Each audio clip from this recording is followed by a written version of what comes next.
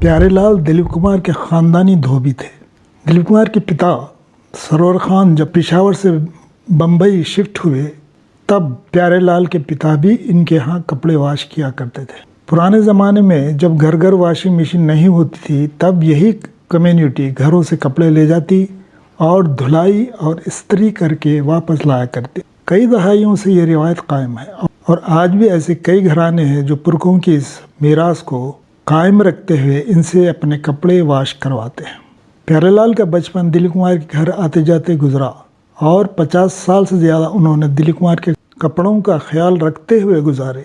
दिलीप कुमार की यादों को ताज़ा करते हुए वो दिलीप साहब की बायोग्राफी में कहते हैं, साहब के कपड़े धोने और इस्त्री करने का हमें ख़ास ख्याल रखना पड़ता था क्योंकि साहब हमेशा सफ़ेद और बेदाग कपड़े पहनते थे और शर्ट के कॉलर को कड़क रखना इन्हें पसंद नहीं था।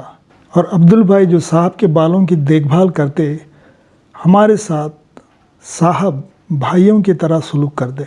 साहब की बड़ी बहन सकीना बाजी बहुत सख्त मिजाज थी। मुझे याद है अब्दुल भाई जब भी आते साहब हमेशा इन्हें अपने ड्राइंग रूम में बिठाते। एक बार साहब घर पर नहीं थे तब अब्दुल भाई इनके इंतज़ार में ड्राइंग रूम में बैठे थे।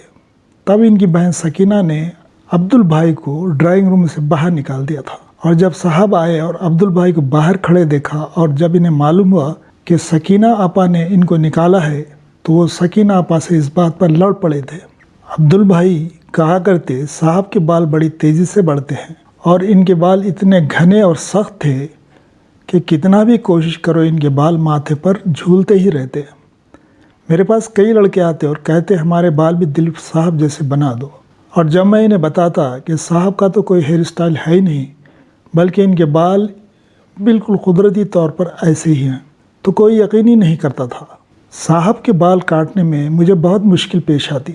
आगे प्यारेलाल कहते हैं, साहब मुझसे बहुत मोहब्बत करते थे। जब भी मिलते घर वालों की खैरियत पूछते। वो एक सुपर स्टार थे मगर घर में किसी को एहसास नहीं होने देते कि वो बाहर की दुनिया में कितने पॉपुलर हैं।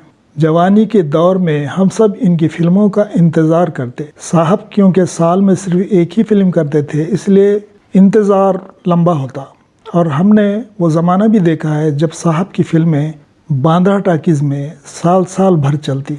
इनके फ़ैन इनके इंतज़ार में गेट पर खड़े रहते, इनकी कार को रोक लेते और साहब इनसे बड़ी मोहब्बत से मिलते और बात करते। वो कभी अपने परिस्तारों को मायूस नहीं करते थे। मैं 50 साल से इनके साथ हूँ। अभी कुछ दिन पहले मुझसे उन्होंने कहा, प्यारेलाल हमें कभी छोड़ के ना जाना, तुम मेरे भाई जैसे हो। उनकी इस बात पर मेरी आंखें नम हो गईं और जिस दिन उन्होंने मुझसे ये बात कही उस रात मैं इनकी मोहब्बत को याद करके पूरी रात सो न सका। तो दोस्तों, दिलीप साहब वो इंसान थे जिन्हें जो भी एक बार मिलता इनकी जादू भरी पर्सनालिटी से मुतासिर हुए बगैर नहीं रह सकता था। वीडियो पसंद आए तो लाइक और कमेंट ज़रूर करें। Thank you.